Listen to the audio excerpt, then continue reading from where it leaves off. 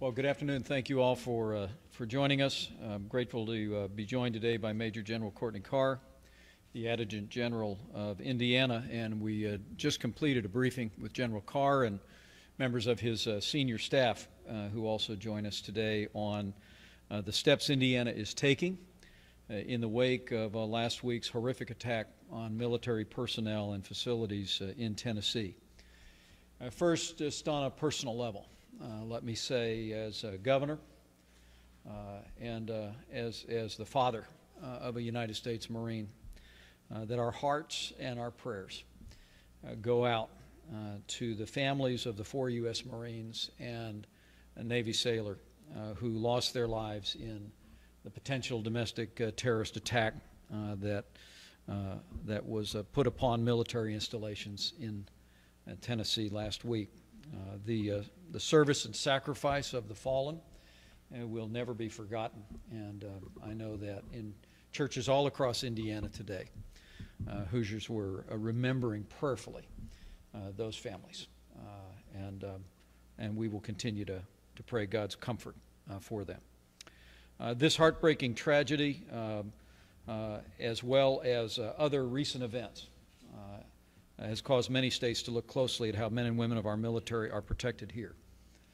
And here in Indiana, I asked for an assessment this past Friday in the wake of the events in Tennessee of the security of our state's armed forces. And we've spent a considerable amount of time Friday evening and through Saturday leading up to the decisions that were made and that were announced yesterday afternoon. First and foremost, it's important to note, Indiana is home to the 4th largest National Guard contingent in America. And our National Guard is a source of great pride to all the people of Indiana. More than 11,500 Army National Guard, more than 1,800 Air National Guard, and more than 1,000 civilian personnel who assist them in facilities across this state. Are always in the hearts of the people of Indiana. And it's about them that we have taken the action that we've taken. As Commander-in-Chief, quite simply, I will not permit our citizen soldiers to remain unable to defend themselves and our citizens at facilities around the state. With that in mind, yesterday I signed an executive order directing the Adjutant General to enhance security measures at all Indiana National Guard facilities, including recruiting storefronts across the state. This directive also authorizes the Adjutant General to permit the Guard to arm military personnel at the state's Guard facilities and recruiting offices, and directs several state agencies to assist in implementing this policy in accordance with Indiana state law. When implemented, this policy will allow soldiers and airmen to carry their personal handguns in accordance with Indiana law at any of the Indiana National Guard's 62 armories, 2 air wings, Muscatatuck Urban Training Center, 11 Army recruiting storefronts, and 1 air recruiting storefront. General Carr will provide some details about the implementation of this policy, which will take effect immediately, but obviously for the safety and security of our personnel, the timing and scope of implementation will not be shared publicly.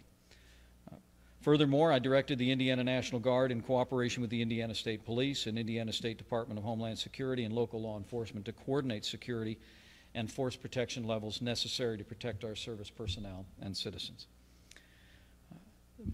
Those who serve in the Indiana Army and Air National Guard and their families make great sacrifices for the people of Indiana, and they deserve nothing less than our best efforts to see to their safety and security. And that is the very foundation of my decision in our executive order issued yesterday.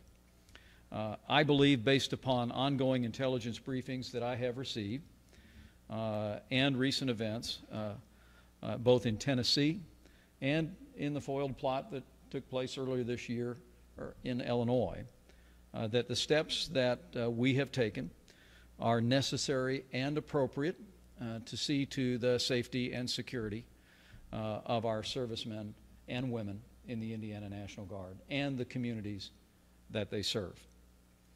We must ensure that those who defend our freedom and our state have the ability to defend themselves. Let me say that again. I think it is imperative that we ensure that those who have stepped forward to defend our state and our nation have the ability to defend themselves. And the action that I've taken as governor will see to it that our Indiana National Guard has the ability to do just that. Our servicemen and women and their families may be confident that our administration will continue to take all measures within the law to protect those who have volunteered to protect us. And we will do so in cooperation with state and local law enforcement in a manner that will also enhance public confidence in the safety of our communities. With that, I'm pleased to recognize the Adjutant General of the Indiana National Guard, Major General Courtney Carr, for remarks, and then we'll be happy to take questions. General. Governor, thank you. Well, good afternoon and welcome to our Joint Force Headquarters. The single most important thing to the Indiana National Guard as we serve the nation and the state is the safety and security of our soldiers and airmen and their families. I'm extremely appreciative to Governor Pence's quick action to allow us to increase the protection of our soldiers and airmen by signing the executive order allowing the soldiers and airmen to carry properly permitted personal weapons while in the service of their daily duties. This new directive from the governor affords our soldiers and airmen increased protection. And I will tell you that we are working diligently. We have a great team of soldiers and airmen. Our staff, my director of the Joint Staff, Colonel Ron Westfall, and our operations officer for the state, Colonel Tim Tomlinson, behind me, are leading an effort to work the details of the implementation of this policy so that we focus on safety and training so that we can achieve that increased security and our soldiers and airmen remain safe. I'll tell you, we're taking a deliberate approach. We're working closely with the Indiana State Police and Department of Homeland Security to ensure that our implementation is thorough and comprehensive. We're still working the details, but I will tell you, last March, a couple months ago, we did an active shooter training event right here on this installation because the increased threat so that we could identify ways to improve security. We've taken those lessons and we're implementing those across the state as we also implement this policy in the new executive order signed by the governor. In summary, again, I want to thank Governor Pence for his quick action in the matter of protecting our service members and giving them and their families peace of mind as we work to serve our state and our nation. So, thank you very much. Governor? Thank you, General. Thank you. Questions? You made reference that it was they had a personally owned firearm. What if one of your service members does not personally own a firearm but would like to defend themselves? Will there be an opportunity for the patient to be provided one thing if they can't carry? Well, I'm going to let the General speak to that. I think it's very important that we make it clear that the policies that we're implementing will take effect immediately. As I just learned in our briefing, there will be National Guard facilities and offices across the state of Indiana where individuals will have in their possession a personal firearm starting tomorrow morning. The scope of that and the timing of that obviously is sensitive as we implement this policy, but I've been assured by General Carr and his team that, not surprisingly, a great number of members of the Indiana National Guard already carry a state permit, and we're setting into motion policies that will allow other members of the National Guard to obtain permitting and training on an on an expedited basis. But let me allow the general to speak to that, if you can. Yes, sir. I think you covered it. The policy will take effect immediately for soldiers and airmen that already have a Indiana personal protection permit, and so they will be authorized to carry their individual personal weapon, private-owned weapon, in Indiana National Guard facilities starting tomorrow. And we have a process that we'll go through to validate that our soldiers and airmen have a valid personal protection permit from the state of Indiana, so that we have accountability of those soldiers and airmen that are taking advantage of this executive order. Additionally, we'll continue to train and work closely with the state police to provide the opportunity for our soldiers and airmen to obtain a personal protection permit in accordance with state law by providing training that will start immediately. Soldiers and airmen that do not have a permit currently that would desire one will have that opportunity very quickly. Additionally, we already have at our armories military weapons that we use for security when we're moving in some of our movements.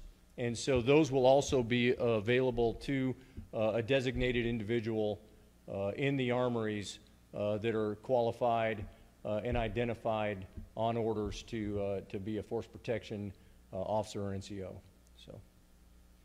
Good. Another question for you as well. I can only imagine maybe there's already something in place, but have service members already been trained to recognize when there may be a threat? Now, they'll be able to carry, but knowing the restraint and when not to use it, obviously when to use it is very clear, but maybe when to kind of show a little bit of restraint. Will they be instructed and trained on how to maybe show that restraint?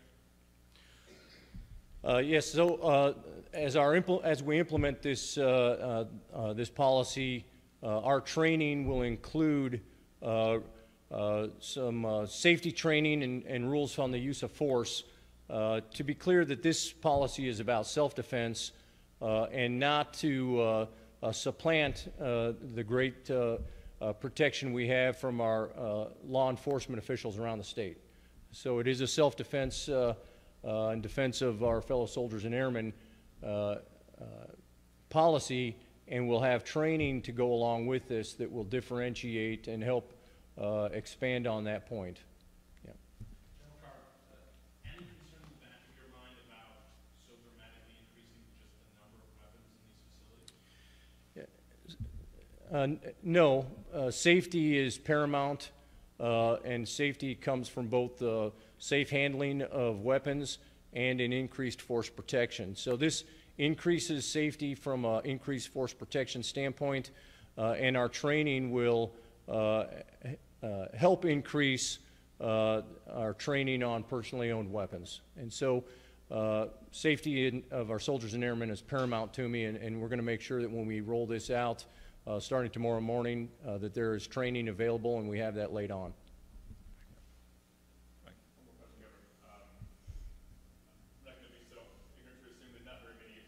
If I can just amplify that, don't lose your thought.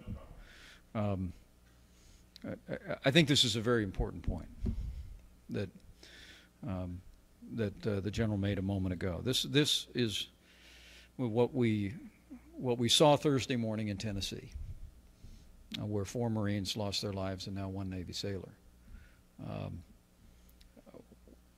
Were military personnel who did not have the ability to defend themselves. And the action that we've taken is born of my heartfelt desire to make sure that those who are defending our freedom can defend themselves in the event that they are put in harm's way. And I'm very confident that the Indiana National Guard, under General Carr's leadership, will establish policies that will be consistent with Indiana law, and that will establish practices that will ensure the safety of not only our National Guard facilities, but will enhance the safety of our communities. But this is this is really about making sure in these uncertain times, where beginning with the attack on an Army recruiting station in 2009, the tragedy at Fort Hood in the same year. As I mentioned, we all remember the Navy Yard in 2013, and now in Tennessee. I want to make sure that those who wear the uniform in Indiana, and every Hoosier knows, that our National Guard have the ability to defend themselves as they are wearing the uniform for the people of Indiana. And that's what this action is about. But I believe that we are going about it in a responsible, in a prudent way, and in a way that will contribute not only to the safety of our soldiers and any civilians involved in our facilities and offices, but also will contribute to the safety and security of our communities where these facilities and offices reside. I'm just going to assume that this probably gets a little bit closer to home and what's the actions you deal with day to day. If you're being the father of a service member, talk a little bit about how that maybe this ties into that a little bit. Just being in this case, you're not so much a governor as you are a dad too. Well, there's an awful lot of moms and dads and husbands and wives of people who wear the uniform all across the state of Indiana. And that's why I'm very confident in churches across this state. There were heads bowed and there were prayers prayed for the families of the fallen in Tennessee. I've communicated to my friend, the governor of Tennessee, that the people of Indiana were praying for the people of Chattanooga and for these service members and their families. Look, those who step forward and wear the uniform of the United States and their families make great sacrifices. And we owe them nothing less than the ability to do their job safely and come home to their families.